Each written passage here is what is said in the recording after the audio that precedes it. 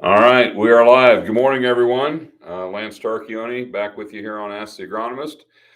Thanks for joining us here today. We've got a pretty jam-packed agenda. I don't think we'll go over time, but we should fill the time depending on how many questions we get from coming in on the chat. We're back here in the Nutrient Studios in Macomb, so nice to be back home per se for Ask the Agronomist after doing a remote one from AgTech 2 weeks ago. The remote ones are fun when I can have a guest host on with me, but it's always stressful when I'm doing it someplace abnormal. Worried about internet, worried about finding a good spot to work from. But hopefully you enjoyed the conversation last week with Jeremy Taylor. Interesting guy. If you didn't catch that one live, you might watch the recorded version online. And got Adam back with me here this morning for production. Always nice to have my safety blanket here, and appreciate his support. And this is takes a lot more than me to put this on. So appreciate those of you who helped me. Jennifer might be watching from Orlando this morning. She's at Commodity Classic. Zach Bennis on our team, and maybe Kyle Vogelsang as well. I think might have gone to Commodity Classic in Orlando, and so they were at the Yield Chaser and Yield Contest Awards banquet last night. And congratulations to our four top placing Yield Chaser winners who got a trip to Commodity Classic on us. Next year that will be in Houston, I believe. And we will be doing Yield Chasers again next year. So one of the things I wanted to talk about this morning was if you've got your field picked out for your Yield Chaser contest for this year, and we will be awarding again four first place winners, two corn winners, two soybean winners, one from each of our north and south regions within the team. So we're really excited about had a great first year with Yield Chasers this year or 2022 was our first year as a team, really seriously participating in that endeavor, and had a very successful first year. Had a lot of entrants, had some really good yields, had a lot of fun, had a great banquet in February. So we are already looking forward to the 2023 contest.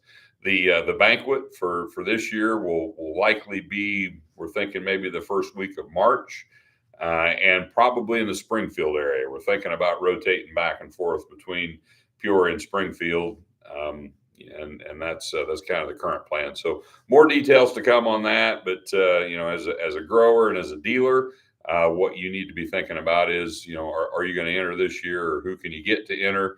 What field are you going to plant it in? What products are you going to plant?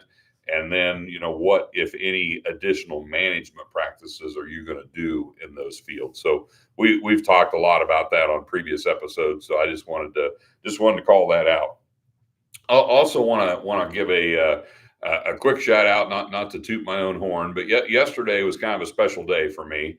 And March 8th of 1993, so 30 years ago yesterday, was my first day at Monsanto. And that would have been at the Monmouth Research Farm back in those days. And I remember I did a lot of small plot work with a hand boom, did a lot of spraying in those days. That was before Monsanto was even in the seed business. So we were a chemical and a fledgling biotech company at that time.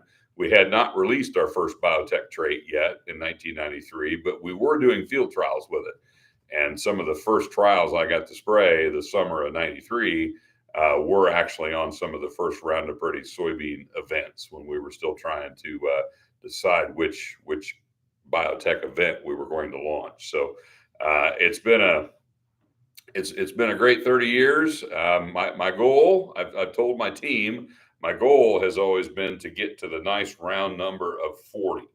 So I'm hoping to do this another 10 years at least, and I'm going to want my team to carry me as my productivity declines significantly over the next 10 years. But anyway, thanks to those of you that have been along for the ride.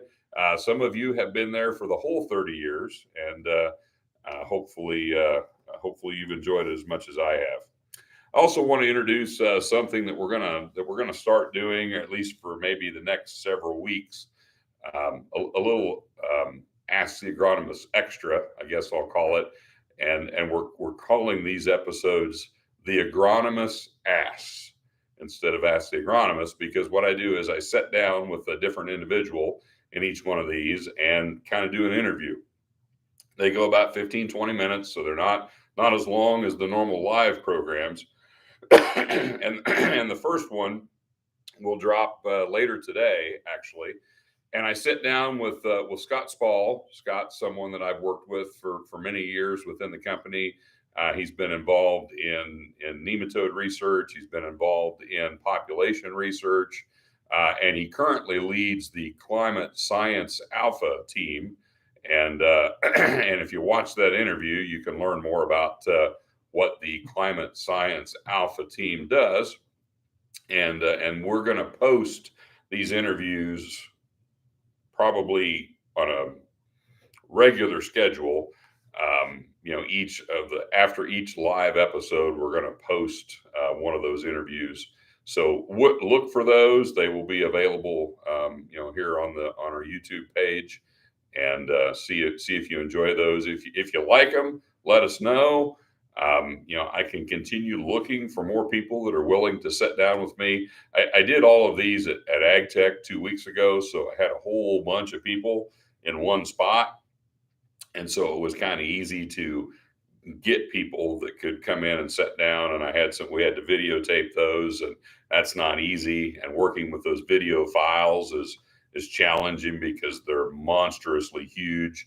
You can't just share those things via email.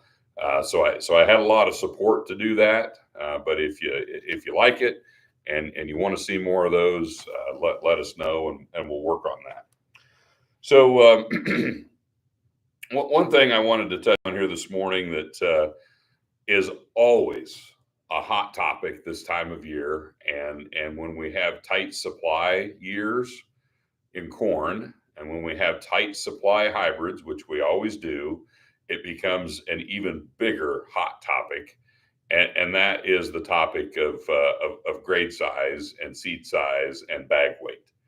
And it seems like no matter how hard we try, we always disappoint people when we can't get the grade size that they particularly want, or we can't get the bag weight that they particularly want. And grade size and seed size substitutions are a nature of the seed business. We can't make the corn plant grow any specific size. We can try to manipulate that a little bit with products that we call defoliants that kill the seed crop a little early and prevent the seed from getting super big. But we can't make it all be rounds, we can't make it all be flats, and we can't make it all be 48-pound bag weights. And if we threw away everything that didn't fit that parameter, seed would cost about $1,000 a bag, and nobody wants that. So to illustrate here, I brought this rather unimpressive looking ear with me today. And what I wanted to illustrate was, and you can kind of almost see it by color, but you can see the bottom of the ear.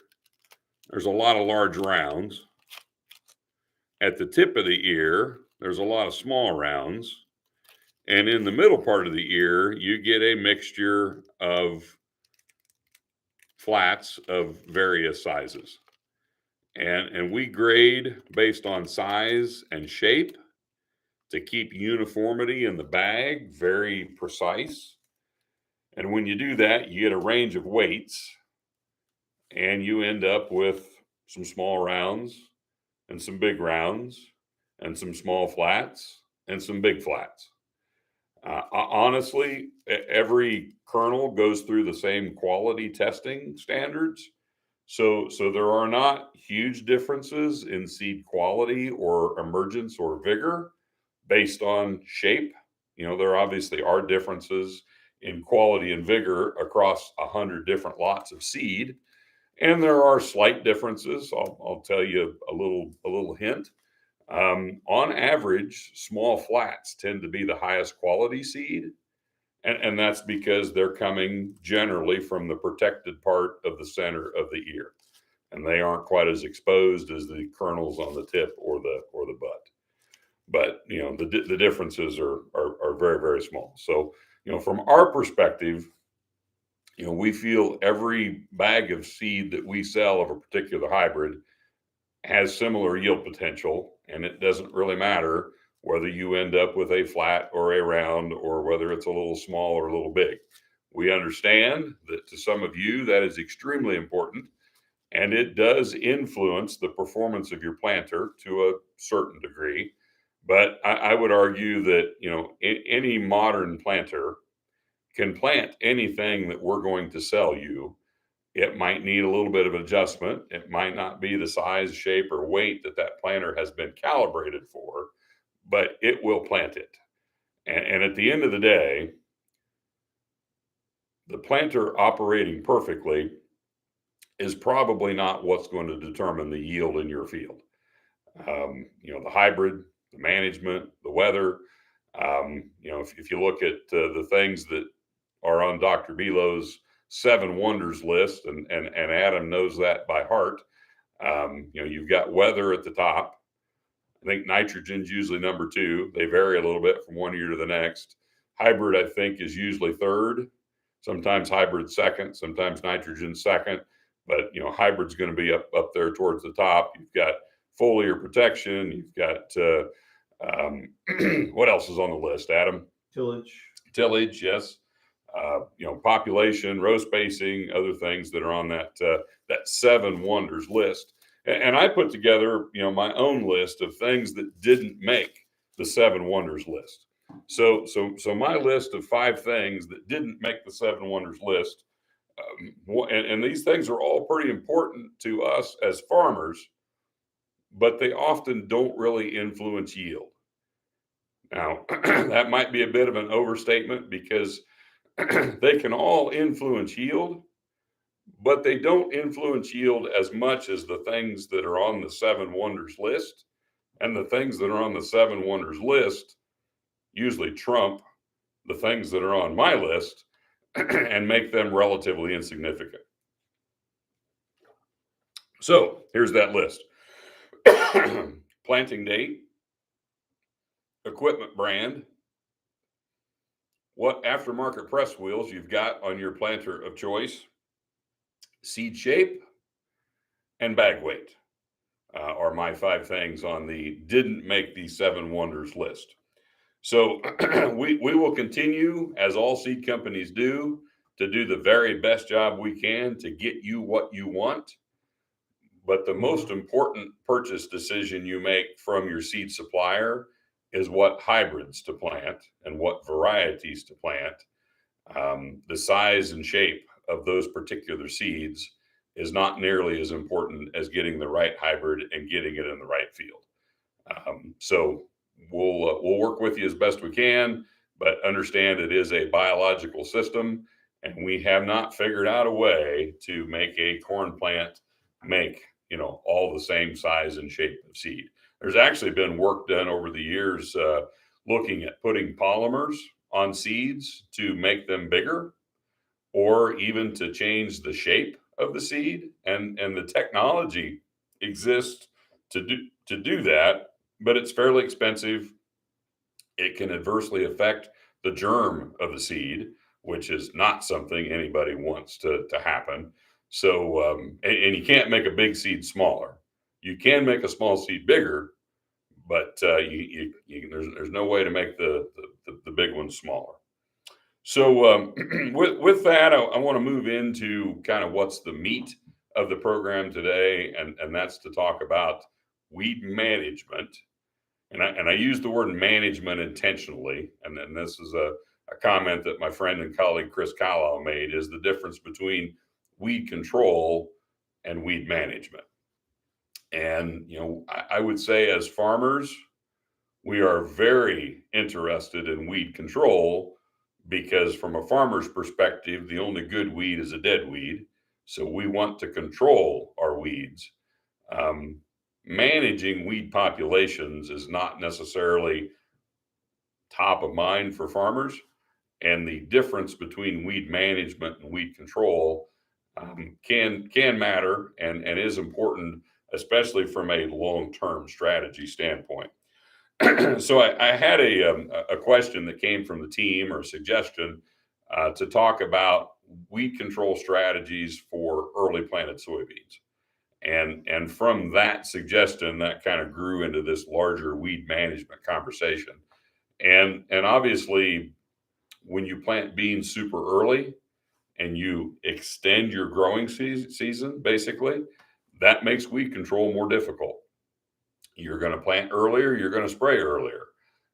When you're using an extra 3 or 4 or 5 or sometimes even 6 weeks of the growing season, that's another 3 or 4 or 5 or 6 weeks that you need to get weed control.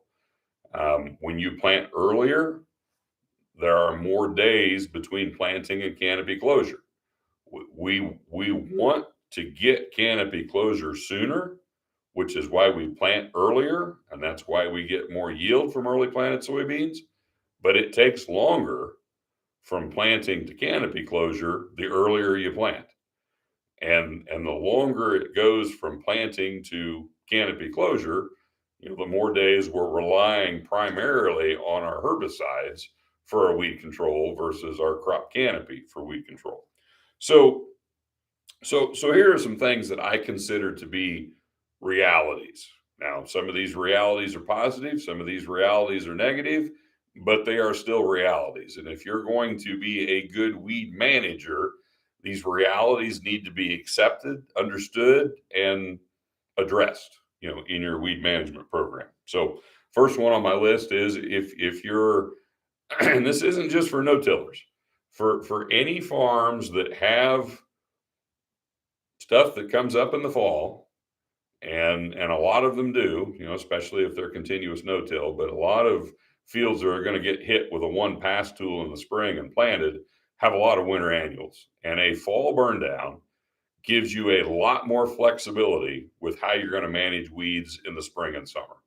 So I'm a big advocate of a fall burn down being a good place to start if you're going to try to manage weeds. They're relatively inexpensive. They are extremely effective. It is very easy to kill weeds in the fall.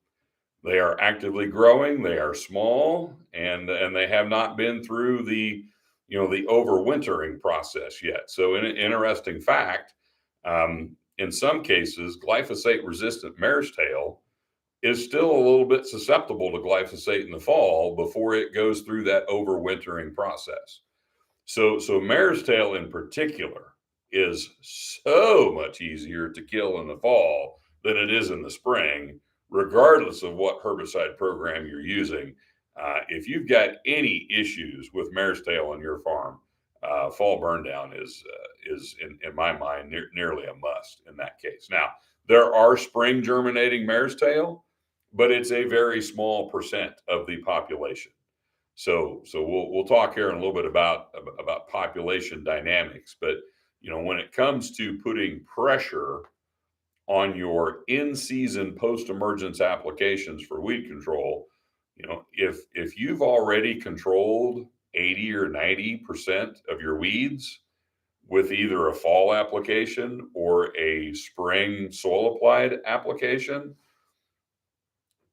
that puts a lot less selection pressure on your post-emergent application, and it is a whole lot easier to end up with a satisfactory field if you're getting 95% control of your post application, but what you've done prior to that has already controlled 85 or 90% of your weeds. So the analogy that my colleague Chris Callowell uses is if you get 90% control of one weed per square foot, which would be 43,560 weeds in an acre, 90% control of that, probably still going to be a complaint, probably still going to be a respray. Somebody's going to want to fix that. Now, agronomically speaking, if you've only got 43 weeds in an acre, they ain't hurting anything but your pride. but that's still probably going to be unacceptable for most people. But if you get 90% control of one weed per 100 square feet, that's probably going to be an acceptable level of control. So the second thing I would mention is, and I kind of already said this, but season-long weed control does get more difficult when you plant soybeans early. That's just a fact. It's not a reason not to plant soybeans early because the benefits outweigh the rewards. But you have to understand that your weed control is going to be more difficult the earlier you plant. Just the way it goes. Also a fact of soybean weed control is much easier following good weed control in corn. I know some producers that raise conventional soybeans, and they discovered this first, that if they do a really good job of controlling weeds in corn, is the only way they're able to be successful keeping their conventional soybean fields acceptably clean.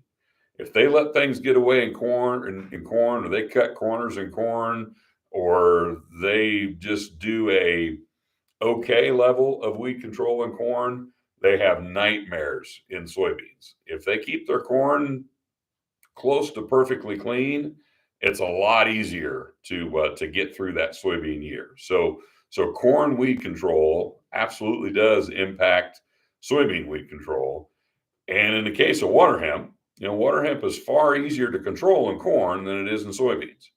So letting it get out of hand in your corn is going to really put you behind the 8 ball in your soybeans. So don't forget the importance of corn. I would also say that this is a little bit of a pet peeve of mine, but we're always got people wanting to clean up fields in August. And when those weeds start to get bigger than the beans and start to look unsightly, somebody wants to know, what's on label to spray. I can tell you this, nothing is on label to spray in August, at least no herbicide. What's going to kill a 3-foot tall water hemp that's only got 6 inches sticking out of the canopy of the soybeans? Nothing is going to kill that water hemp. You might burn it back to where you can't see it. You might stun it. You might make it a little sick. You're probably not going to control it. But the point I like to make is if you've got weeds that appear in August, those weeds emerged in late May and early June. They did not merge in July and show up in August. They came up earlier in the season. They were there when your soybeans were probably still this tall. They were there when applications were still on label. They were there when they could have been controlled earlier in the season. So I'm a big advocate for post-application scouting rather than pre-application scouting. Walk your fields a week or 10 days after you make that post-emergence application and assess how did it work. If you're using products like dicamba and 2,4-D and you're seeing weeds that are, twisted up but still pretty green at that point, a lot of those probably aren't going to die. If you're making applications of Liberty and you see green new growth, coming out on those weeds, they're not going to die. If you see weeds that look like they didn't even get sprayed, they're not going to die. At that stage of the game, even with the new June 12th cutoff date on dicamba, you can still be on label with dicamba.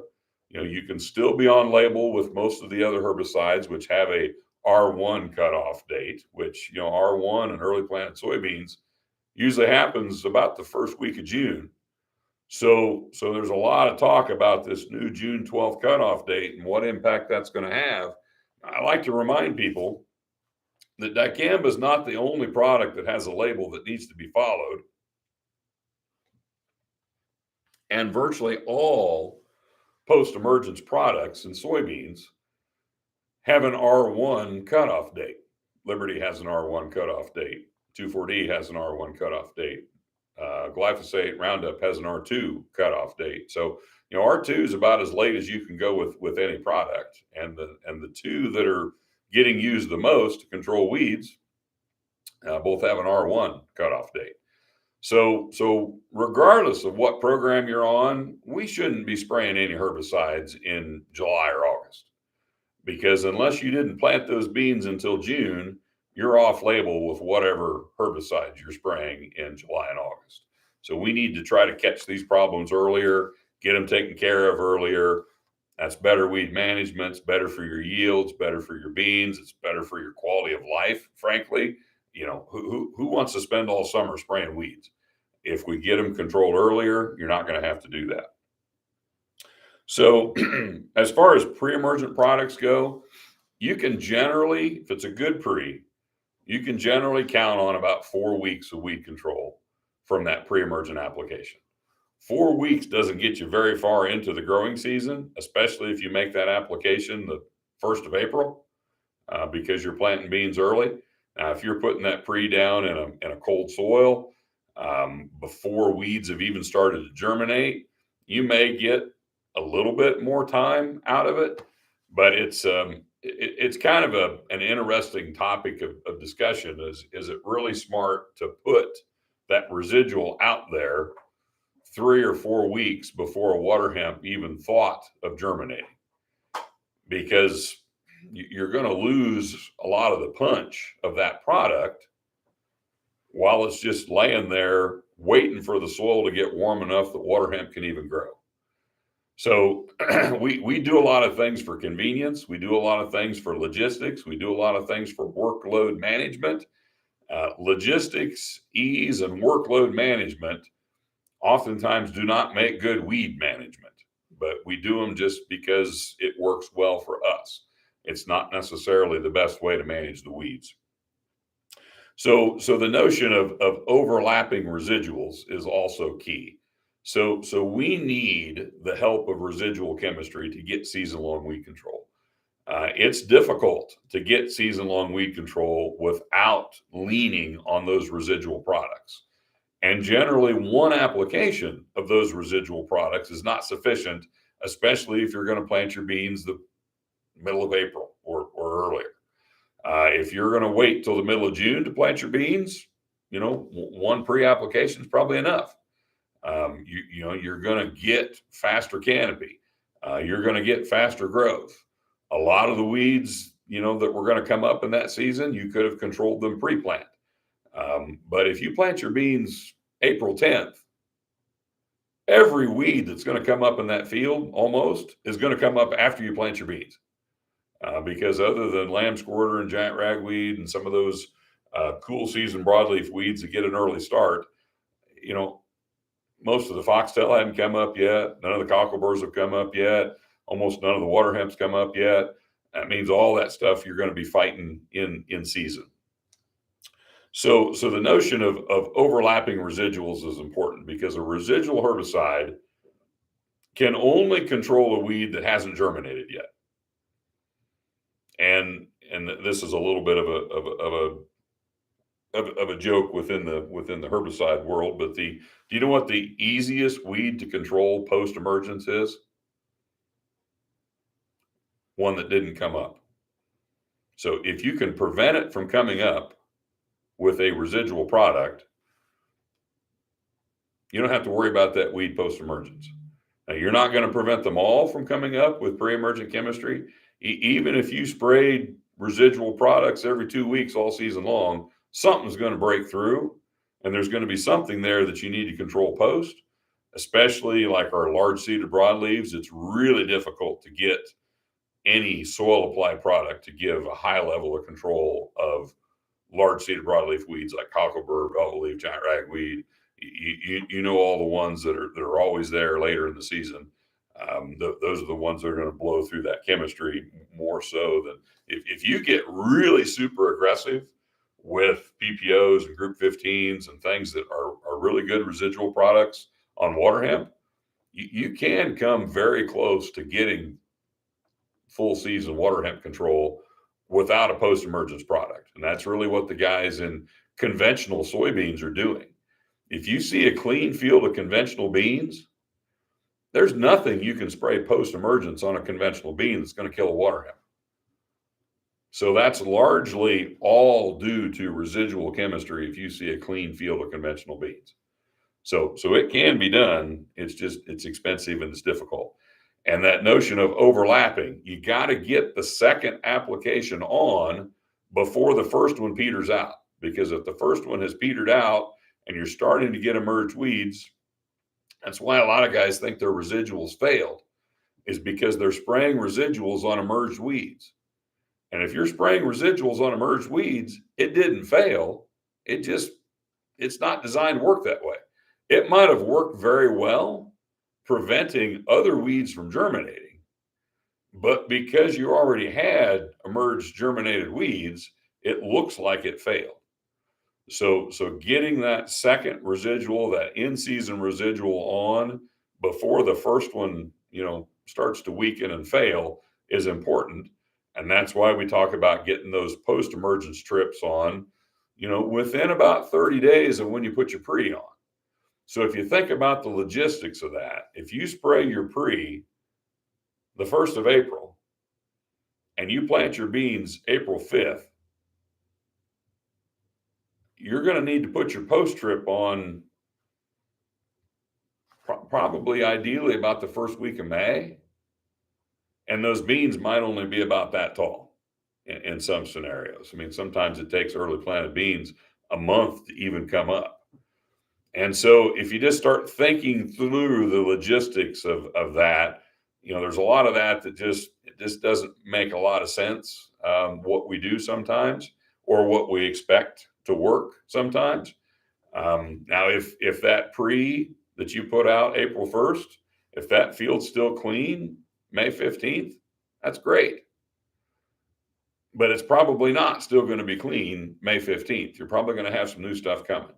And what I would challenge you is, regardless of when you plant your beans, regardless of what herbicide program you're on, regardless of what programs you're using, if you're posting fields and you're looking around from that seat of that sprayer when you're posting that field wondering, why is this dummy spending money out here?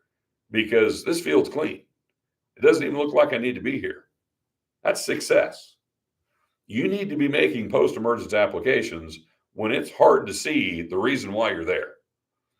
If it's easy to see the reason why you're there, you're probably too late. So challenge yourself to be early. I don't know that I've seen a field that I can recall that had a problem because it got posted too early.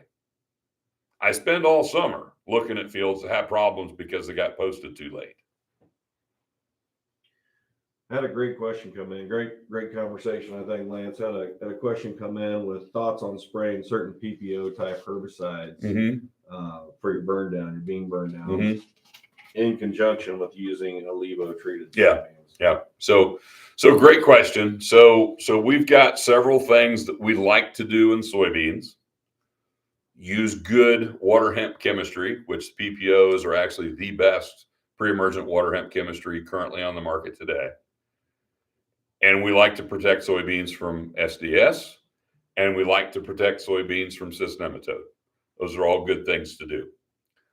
Unfortunate reality is the products we use to do all those good things have the potential to cause injury and stress to our soybeans. And there is an interaction between PPO chemistry and Ep5. They are both a little hot by themselves, and they get hotter when you put them together. Now, that's what I do on my own farm. I use Ep5 on every bag of beans I plant, and I've got PPOs down on every field of beans that I plant. And I'm all no-till. And I plant early. And I have some light soils. And every spring, I live with beans that are looking stressed, growing slow, stunted, burned, saying, God help me. But they make it through. They do fine. So you just have to understand that the stress that those products cause on beans is hopefully outweighed by the positive benefits that they have of weed control and SDS prevention and cyst nematode protection. Now, if they're not, if the benefits don't outweigh the negatives, then you may want to take a different approach. And there are different approaches you can take. Just recognize that, if you use a different seed treatment, you may not get cyst nematode protection. If you use no, SDS seed treatment, you don't get cyst nematode protection or SDS protection. And if you forego using PPO chemistry, because there are things that are less stressful to soybeans that you can use, just be aware you're not using the strongest water hemp control chemistry available. So basically for water hemp control, you've got PPOs, metribuzin, dicamba, group 15s, and if it fits your system, like a DNA, like a Prowl or a Treflan, would be virtually the only soil applied residual products that you can use that are going to control water hemp. Most of those, your PPOs, your metribuzin, and your DNAs, which I would say are the best of that group, all have to go on before the crop emerges. So they're pre-only. Now there is one exception to that rule. A product like a fomosafen containing product, fomosafen is the active ingredient in Reflex, would be the most common brand name. It's in Warrant Ultra. It's in Prefix. It's in a lot of stuff. That is a PPO that can be applied post that has residual activity. Now, because of PPO resistance and water hemp, you're not going to kill many water hemp post applied with that product, but it is a post applied residual PPO. Now, it is not as strong of a residual PPO as the true pre PPOs, but there's just, I've got this whole long list of things here, and a lot of them are trade offs. And to me, the injury potential with PPOs is a trade-off. The injury potential with Alivo is a trade-off. And it's up to you as a soybean producer to decide in your situation, do the benefits outweigh the negatives? Because the negatives are real, the benefits are real. How do you tip that balance scale on your farm? If you don't plant soybeans particularly early, the injury potential is going to be lessened. The need for the products is lessened as well. So that's another trade-off. So it's a little bit unfortunate that the earlier you plant, the more you need those products. And the earlier you plant, the more challenges you're going to see from those products because you're in cold, wet soils. So I very, very rarely do I think, and there's people that'll say I'm absolutely wrong when I say this. I've seen very few stands of beans that needed to be replanted because somebody used a PPO and a Levo. I've seen a lot of stands of beans that somebody was afraid they needed to replant them because of injury from those products. So do they slow the beans down? Yes. Is that frustrating? Yes. Do they cause some injury? Yes. Is that frustrating? Yes. Is it hurting yield? Data would say no. Does it bother people? Absolutely. Bothers people a lot. So there's a lot of strategies to try to alleviate that. There's a pretty popular practice with some people that's called row and go, where you essentially plant soybeans without any herbicide in the field. You let them emerge, and then you come back real early post on small beans with generally dicamba, Roundup, and a group 15 product of some kind, a Warrant or a Warrant. I would recommend Warrant Ultra if you want to do that, because I want that additional residual I can get from that fomosafen that's in there.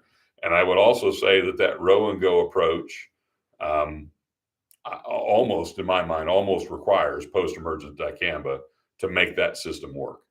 It is easier to spray dicamba pre than it is post. So if you want to go down that row and go path, make sure you have the ability to apply dicamba post. If you don't, I would be concerned about trying to do a row and go type approach, because you could maybe make it work with a Liberty application, or maybe make it work with a 2,4-D application. I'm a lot more comfortable with it if there's dicamba in the tank, if you want to take that row and go approach. But that is a path that some people have gone down to try to alleviate the stress that they're getting from PPOs pre. And it is true that when those chemistries were developed, we always knew they had the potential for crop injury. When you plant beans in May and June, the soil conditions are warmer, emergence is faster, the exposure of that plant to the chemistry is less because it doesn't lay in the soil for 4 weeks. And we've learned kind of the hard way that when you plant beans early, that changes the dynamic of the impact that some of these herbicides have on the crop. And that's a reality that we have to deal with. You can actually lessen the potential for crop injury by putting that herbicide on really early and letting it degrade and break down in the soil before you plant your beans. But if you think about that, that doesn't make a lot of sense, because the reason it's safer is because half of it has dissipated, which means it's not really an effective weed control strategy at that point in time. It is safer. Same thing with tillage. If you incorporate PPOs, they don't control weeds very good, but they're a lot safer. So there's things you can do to make crop injury less, but just be aware that when that herbicide is controlling should have said it that way, when it's controlling weeds the best, it's also doing some bean control. So when you've got crop injury, you've got really effective weed control typically. When you've got no crop injury, you might be sacrificing some weed control. So again, that's another one of those trade-offs. So I've done it for years. I'm still doing it. Every spring, when you look at fields that don't have those chemistries on them, they're probably going to look better early. They're probably going to canopy faster, which that's the most frustrating thing for me. The idea of planting beans early is to get canopy closure early. Well, when your management practices are slowing down your canopy closure, you kind of wonder, is it kind of a 1 step forward, 2 step back kind of thing? But the way I see it, it's a 2 step forward, 1 step back kind of thing. So I'm still gaining from that. It would be nice if we could get reliable weed control without using things that have the potential to injure our soybeans. And I like to remind people that we take a lot of shots these days as old Monsanto people for creating this mess, because for so many years, we were just selling Roundup like that's the only thing you needed. And I like to remind people, we weren't doing that because we were stupid. We were doing that because it was effective, it was economical, and you didn't ever have any injury to worry about. And when you bring pre-emergent chemistry back into your system, talk to anybody that raises conventional soybeans, and they'll tell you that, yeah, I can't get weed control without hurting my beans. You got to use products that have the ability to hurt your beans. Can you, if you're using Liberty or dicamba or 2,4-D post, can you get away from some of those residual products that have the ability to hurt your beans? Maybe, but kind of goes back to that weed control versus weed management. You might still be able to get weed control, but it's poorer weed management, and eventually it's probably going to catch up with you. So hopefully that answers your question. I wasn't trying to skirt the issue. I wouldn't quit using those products because they are very good at what they do. But we do have to understand that they do have the potential, and the earlier you plant, especially if it's no-till, especially if you're in cold, wet soils, the more potential you have. Now, one way you can pretty effectively alleviate the potential for injury, and my retail friends out there will hate this suggestion because it puts your retail applicator in a tight spot, if you do your own spraying, this would be easier to manage. If you plant your beans and spray your PPOs about a day before the beans come up, that's probably the least injury potential, way to put those products on, because that plant's going to bust through that soil before that chemistry really even gets activated, and the exposure of that plant to that chemistry is going to be less. Worst case scenario is you plant your beans April 1st, you're chasing the planter with the sprayer, and then the beans lay there for a month before they come up, and it's wet and cold. And that soybean plant every day is absorbing chemistry, absorbing chemistry, absorbing chemistry. And that's pretty stressful on that bean. Now, long term, there's reasons to be very, very excited. We are developing new novel PPO chemistry that controls PPO resistant weeds. So that's kind of cool. We are developing PPO resistance traits to put in soybeans that might give you the ability to use higher rates of PPO, would make this injury conversation go away, and might even give you the flexibility to apply the strongest PPO chemistry post someday. So that sounds close to heaven to me from a weed control standpoint. So there's reason to be optimistic that the future will be brighter. Now that technology is several years away yet, so we got to get from point A to point B, and there's going to be some challenges between point A and point B. But there are products coming that hopefully will make this easier. And my challenge to you is, when that day gets here and this is easier again, will you continue to be a good weed manager, or will you just go back to being a weed killer, and the future will repeat itself all over again? So I'll get back on my list here. So good digression there. Appreciate the question. So I already mentioned pre-herbicide is more likely in cool, wet soils. That's what we've been talking about. We've already talked about water hemp does not emerge early in the spring. Water hemp is a fairly warm soil weed, but the challenging thing about water hemp, it's not challenging because it's growing in March. It's challenging because once it starts to grow in late April, it will grow all year long. So it has the ability to come up really season long, but it's not a cold soil weed. So when your soil temperature's 50 degrees in the middle of April, water hemp's not really active at that temperature of soil. So I already mentioned also that that the best water hemp chemistry can only be applied pre. So if you're not willing to do a true pre, you are eliminating from use the best water hemp products available. So that's what makes me like pre's more than a row and go type approach. Not that the row and go can't work. It's just that you are putting a lot of pressure on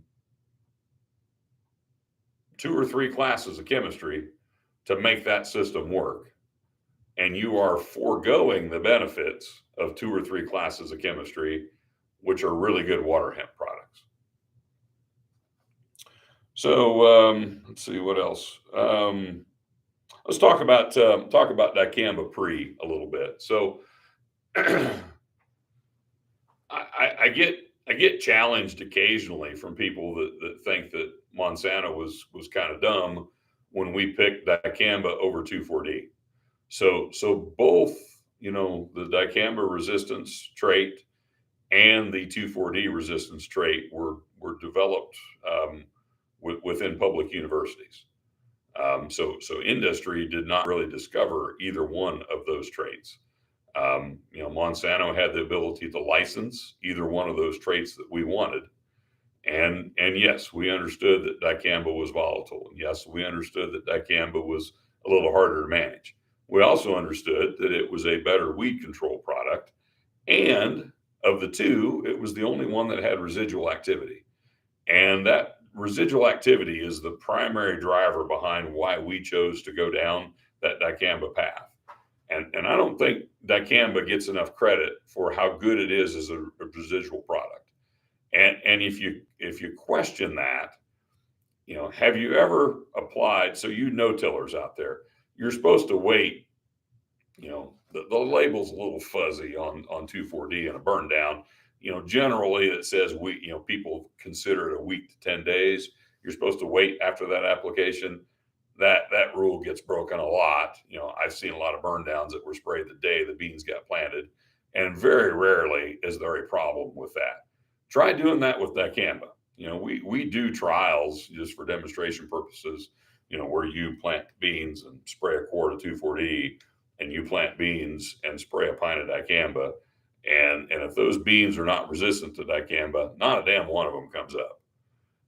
So there absolutely is, residual control from dicamba. You especially see it in dry soil conditions.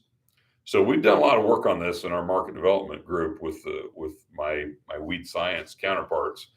And take a typical pre-program.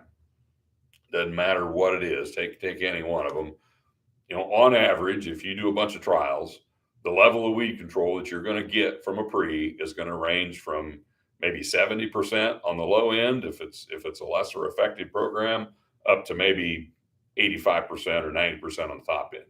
If you add a half a pound of dicamba to whatever pre you use, on average, you're going to add 10 or 15% to the level of weed control that you get from that product, especially in dry soil conditions. Most of our good, I talk about these good residual water hemp products. So whether it's a PPO or metribuzin or Treflan, Prowl, DNA type product, those products all take a pretty good amount of moisture for activation. Dicamba requires virtually no moisture for activation. So if you spray your pre and it's dry for a month, the only product you sprayed that's doing anything is if there was dicamba in that tank. So we really, really encourage people that are spraying a pre, even if you're in full width tillage. And then this is where it gets to be a real challenge. Our no-till customers, love dicamba in their burn down because it's safe on their beans. It's great weed control. It gets some residual. Yeah, it makes perfect sense. But getting the guy that's running a soil finisher before he plants his beans to put dicamba in with the pre is a real challenge. But, we've done it enough to know that when you do it, you get better residual weed control if it's in the tank. So there are absolutely benefits to getting dicamba on the acre, even if you're not comfortable spraying it post, even if you're in a scenario where you can't use it post on label, use it in your pre. And that will just make it easier for the Liberty and the Roundup and the residuals that we are applying post to get good weed control, because we've killed more weeds with that pre-emergent application. Already mentioned that season-long weed control of large-seeded broadleaves from anything soil applied is nearly impossible. And multiple overlapping applications, residual chemistry, are increasingly important. I also mentioned that PPO applications for I'm as I'm going through my notes here, I'm realizing as I'm talking about other things, I've already mentioned most of these. We just talked about dicamba adding an average of 10 to 15% efficacy on broadleaf weed control when it's used in a pre.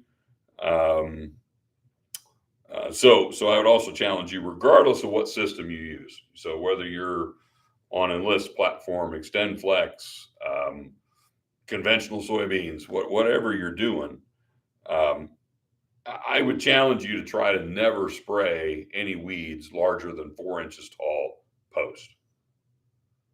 And 4 inches is pretty damn small from the seat of a John Deere sprayer. You might have a stray one here or there that's a little bigger than that if you missed them in your pre. That's the other advantage I like to remind my tillage friends. I don't know that I've ever seen a tillage tool that gives you 100% weed control. And those tillage weed escapes are freaking trees by the time you come back post. If you put some dicamba in that pre, there won't be any tillage escape broadleaves. They will be dead. So that's another advantage of having dicamba in the pre. Question? Oh, no question. Okay. I was just thinking about You were thoughts on vertical. You were turning my direction as though you were going to make a statement. So editorial comments from the producer are always welcome as well. Well, I was just thinking about, talking about our tillage friends and thinking in particular about the vertical tillage friends. I love me some hating on vertical tillage. You know that. So yeah. so yeah, just be aware that most of our tillage tools, a field cultivator was designed to control weeds. Vertical tillage tools are designed to manage residue and pacify the grower's desire to be in a field burning some diesel fuel. And a soil finisher is kind of somewhere in between the two. So just be aware that even if you're doing tillage, there's probably a few tillage escape weeds out there. And if you follow that rule of no weeds taller than 4 inches, that tillage escaped weed's going to get to 4 inches long before you want to be spraying that field. So if you've got something in your pre-application to control the weeds that survived your tillage pass, that's going to set you up for more success on that post trip. Let's see, we already talked about herbicide labels and R1, R2 applications. We've already talked about it's okay to post fields that look essentially clean. Quote from Chris Carlisle here, comment he made: if you're asking yourself whether or not you think it's worth it to spray the post application, you've been successful. You still need to spray it anyway, because there's likely weeds there that you can't see. But if you're driving that sprayer through that field thinking, I don't even need to be here, you do need to be there. And that's what you want to be driving through. I can remember, back in the good old bad weed management days of the heydays of the Roundup Ready system, guys driving through, I was doing my own spraying at that time with a 40-20 and a pull type sprayer. And a 40, how tall the front tires are on a 40-20, well, yay tall. I can remember driving through weeds over the top of the front tires on my 40-20 and thinking I was doing a good thing. It's a little embarrassing to admit that today. Now, I had perfect weed control at the end of the season. I had a low-cost program. I had some mediocre 50 bushel beans doing that because of the weed competition that I was making them survive. That was back in the day when we still thought 50 bushel beans were okay. But people don't seem to think 50 bushel beans are okay anymore. And you can't let them grow in a jungle that's 2 feet tall and get full yield potential out of anything, even a soybean. So I talked about almost never see weed control failures from post applications too early. So we talked about the row and go approach, and it's a very popular system with people that have used it and tried it. It's a little, it scares me a little bit long term.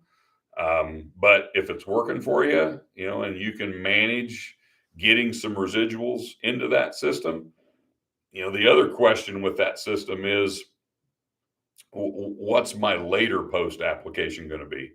Because in that row and go system, you're still going to have 2 applications. It's not a 1-trip system. It's a 2-trip system, but you're moving your pre-plant early post. And then you're probably going to shift your post a little bit later in the season. And in most cases, if you're on an Extend Flex program, you're probably going to have your dicamba application in that early post trip. And then you're probably going to be spraying Roundup and Liberty in that later post trip. The question becomes, do you need additional residual in that later post trip? And I would say if you're making that later post trip, in say 30-inch row soybeans, and you've still got a lot of bare ground out there, I would say, yeah, you probably better have additional residual, overlapping residual in that second post pass. If you can't see the ground when you're spraying a field, I'm very comfortable pulling whatever residual product you've got in the tank out, because residual products applied post-emergence that land on foliage don't really have any benefit. And so, if you've got enough bare ground that you think I need some more residual control, I'd make sure I had that group 15 in the tank. If you're going to use a foamosaphin containing product for additional residual control, that needs to be an early season application. I don't really want to be applying that late in the season.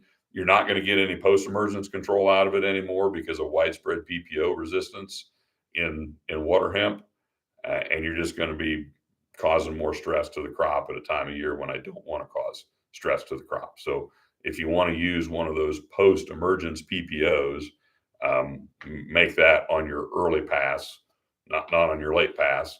And if you get late enough with that product, it can actually carry over to corn. But we're not going to be that late generally anymore. So I already talked about these principles of weed management apply to all systems.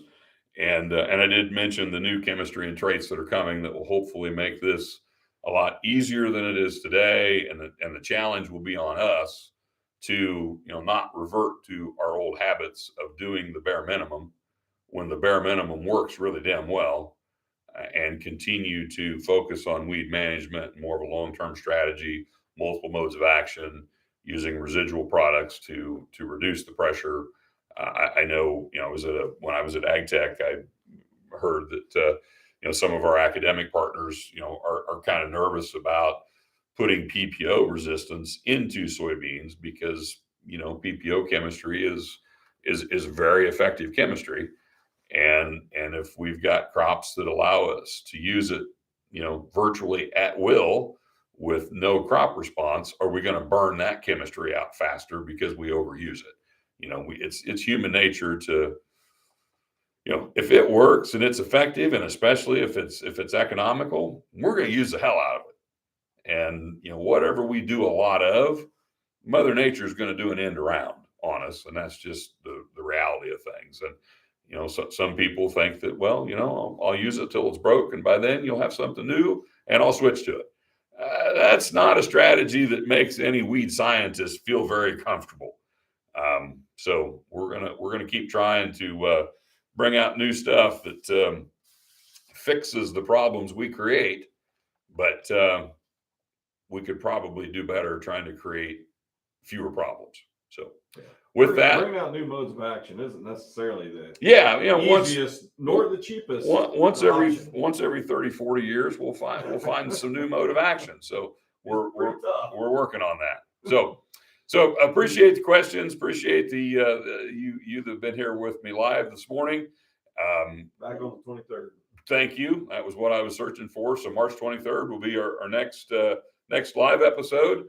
And it will also be the next time we drop one of the Agronomist Agronomist Extra episodes as well. So thanks for joining us here today. Everybody stay safe, and we'll talk to you in 2 weeks.